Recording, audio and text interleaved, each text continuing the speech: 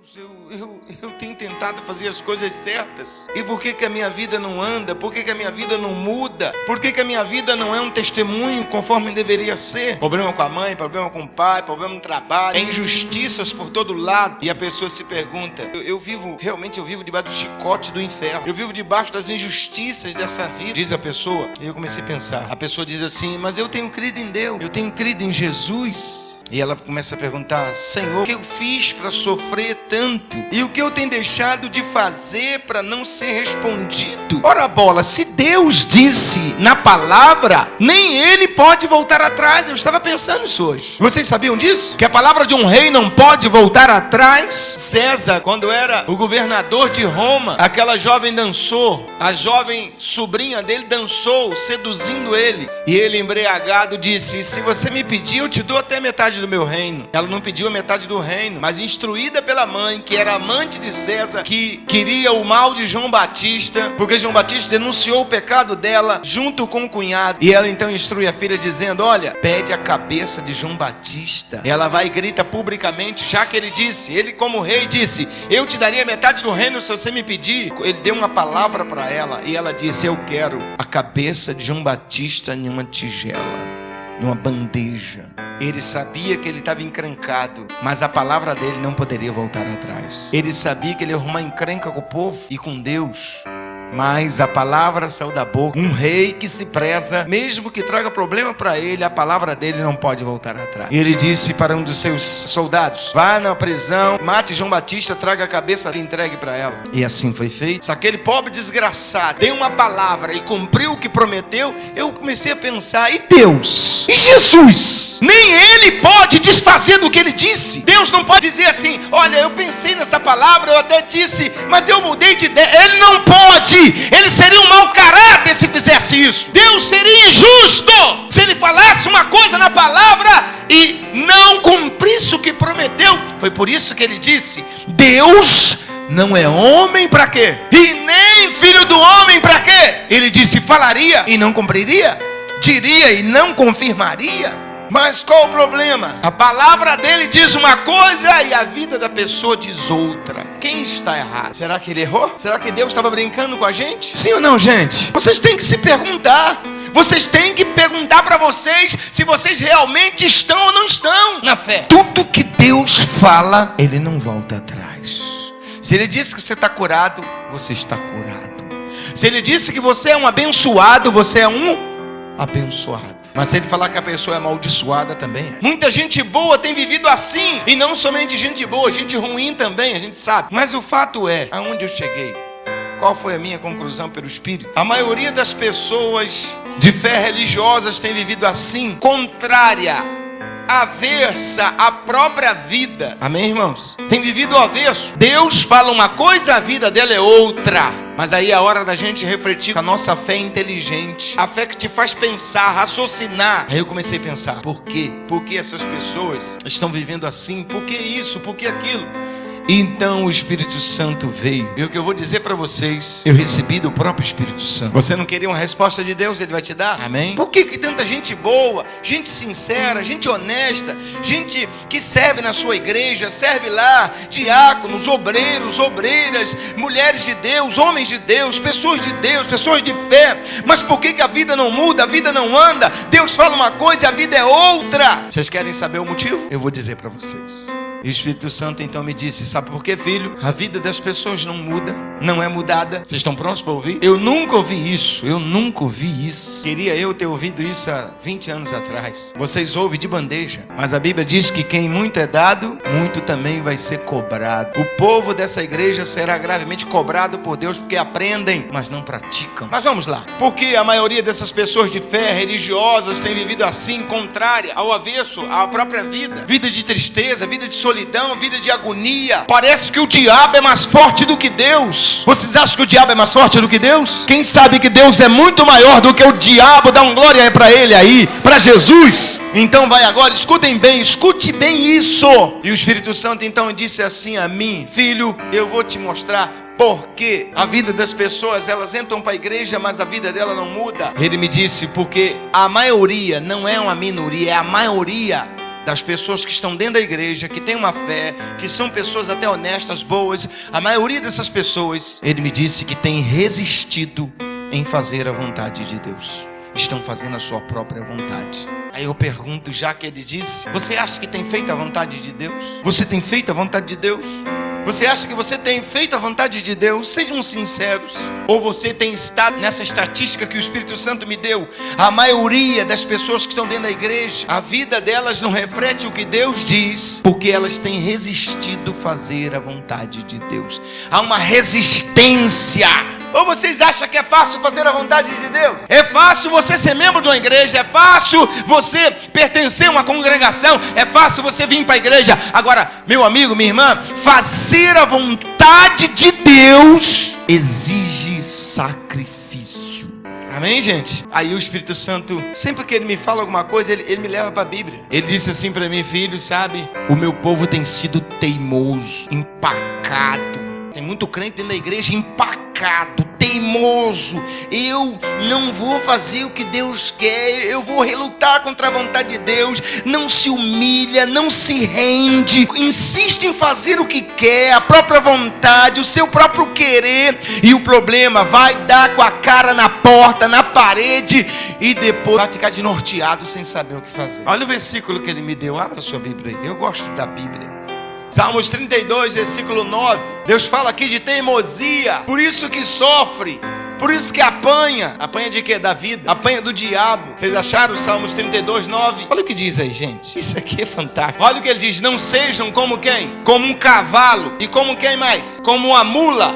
Dá uma olhadinha pro teu irmão e diz assim: você já tinha lido isso na Bíblia? Deus dizendo que a gente não pode ser igual cavalo, nem mula, empacado. Tem muito crente dentro da igreja assim. Desculpa, ó irmão, vou falar porque foi Deus que disse, tá? Tem crente dentro da igreja igual mula, empacado. Você tenta empurrar ela para ela andar, você tenta tirar ela do conforto dela, ela empaca. Ela tá empacada porque ela aprendeu um monte de lorota nessas igrejas que tem por aí fora. Aprendeu um monte de lorota, aprendeu isso, aprendeu aquilo. Ela se prendeu nesses falsos ensinamentos e agora está empacada. Ela recebe a palavra do Espírito Santo para mudar a vida dela, mas ela está empacada. Ah, eu acho que isso não precisa, eu acho que aquilo lá também não precisa. Está empacado. E sabe o que acontece com um boi empacado, uma mula empacada? O que acontece com elas? É isso que acontece? Deus disse assim: não sejam como um cavalo, nem como uma mula, que para ser controlado, para ser dirigido, precisa de cabresto. Tem muito crente dentro da igreja assim. Veio com as tradições dele, veio com as tradições dela, está cheio de tradições. Não, eu acho que isso não deve, eu acho que aquilo não pode. Ora bolas, a palavra de Deus não está dizendo?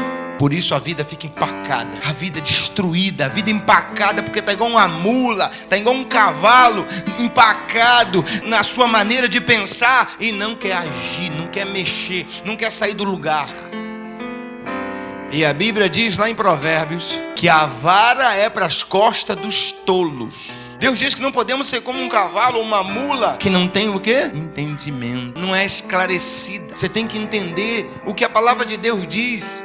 O que Deus te ensina, você tem que praticar. É por isso que a vida de muito crente está como está. Quem está entendendo, diga amém. Quando Deus traz algo que você não conhece, é só você olhar o seguinte: as pessoas que fizeram o que Deus mandou, como é que foi a vida delas? Continuou como estava ou mudou? Eu, nessa minha teimosia, aonde eu tenho chegado? No fundo do poço. Vida econômica amarrada, vida sentimental amarrada. Você é solteiro, solteira, você é casado, só vive em guerra, em crise, em dificuldade, quando na verdade Deus tem uma lua de mel a cada mês para você, para nós. A vontade de Deus é que nós vivamos em lua de mel todas as vezes. Deus não quer que a gente viva uma vida arranhando um a outro, cheio de problemas, cheio de dificuldade, porque um problema gera outro problema, porque a Bíblia diz que um abismo chama outro abismo. Tem gente que é assim, está empacado, emperrado na vida, porque não querem obedecer e aí sofrem. Vocês estão ouvindo? Diga para você mesmo aí: eu não posso ser nem como uma mula e nem como um cavalo.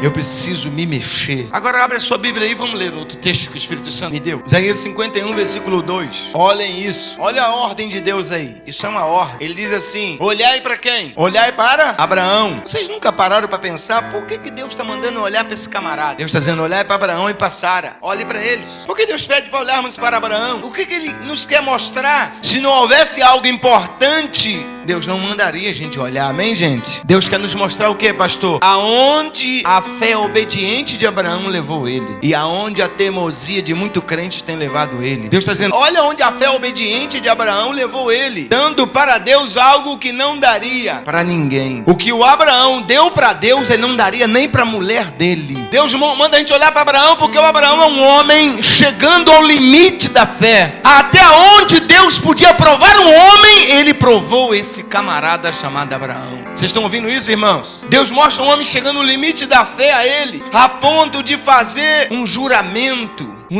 para fazer garantia. Deus fez um juramento a Abraão. Deus disse, como fizeste isso? Eu te abençoarei grandemente. Eu te multiplicarei grandemente. Por que Deus mandou a gente olhar para Abraão? Veja bem, eu estou falando agora de dois tipos de crentes dentro da igreja. O crente Abraão e o crente que não é o crente Abraão. Já perceberam que a Bíblia nos dá certas coisas para a gente entender? Por exemplo, a Bíblia fala da história de dois irmãos, Caim e Abel. Os dois eram o quê? Irmãos. E o que nós estamos falando aqui também? De irmãos. De gente que está dentro da igreja. O que levou Deus a ficar aborrecido e deserdar Caim? O que levou Deus a fazer aquilo? O que foi? A desobediência de Caim. Caim sabia fazer o certo, mas preferia fazer o que? Do jeito dele. A vontade de Caim prevalecia sempre. Vocês estão entendendo isso? E Deus disse assim, que ele rejeitou a oferta de Caim e o próprio Caim. Veja que as minhas atitudes, as nossas atitudes podem fazer Deus te aceitar ou também te rejeitar. A gente tem que parar e pensar nisso. E às vezes é necessário a gente dar uma marcha ré, voltar e começar tudo de novo. Esquecer os velhos rudimentos. Deus rejeitou Caim e a sua oferta, porque para desobediência. Deus aceitou o Abel e a sua oferta, por quê? Teve obediência. Deus disse para dar o melhor para ele, o Caim deu qualquer coisa e Abel deu o melhor. E a Bíblia também fala de outros dois irmãos, fala de Jacó e de Esaú.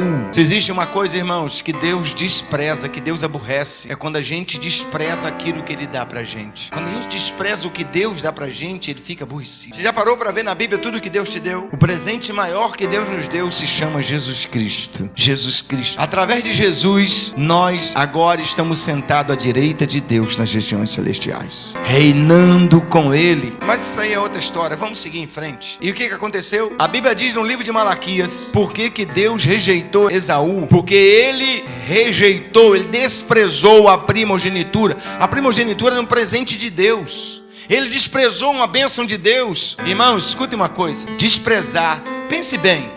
Pense comigo, vamos para o lado prático para que vocês possam, desde aquele que entende um pouco mais, daquele que entende, é mais difícil entender, é mais lento no entender, possa chegar num bom entendimento. Escutem isso. Se você der um presente para alguém e você chega com o presente para dar ela e ela simplesmente diz assim, não, muito obrigado, eu não quero o seu presente. Você vai ter isso como quer? Como é que você vai se sentir? Imagine Deus te dar um presente e você simplesmente virar as costas o presente que Deus te deu. É o que muito crente tem feito. Agora, pior ainda, é quando a gente entende que talvez entre nós a gente não seja tão pesado, mas imagine só, era um crime quando uma autoridade, uma pessoa de influência, autoridade, desse um presente para alguém e esse presente fosse rejeitado. Era uma afronta para aquela autoridade, era uma afronta, era uma desonra total. E é o que acontece nos dias de hoje. Deus tem nos dado tantas coisas e a gente simplesmente vira as costas. Então presta atenção, Deus rejeitou Esaú porque Esaú desprezou aquilo que Deus deu para ele. Eu não posso desprezar as coisas que Deus tem me dado, amém, igreja? Eu não posso desprezar os benefícios que Deus tem me dado, não posso. Vou chegar agora no ponto principal dessa palavra. O que tem a ver Mateus 16 e 24 com Gênesis 22? O que tem a ver? Qual é a conexão que tem com essas palavras? Quando Deus disse assim, Abraão, ele disse, eis-me aqui, Senhor, pega Isaque, seu filho, Isaque, a quem tu tanto ama, e vai a Moriá. Chegando lá eu vou te mostrar um monte, presta atenção nisso, aonde você vai me sacrificar Isaque.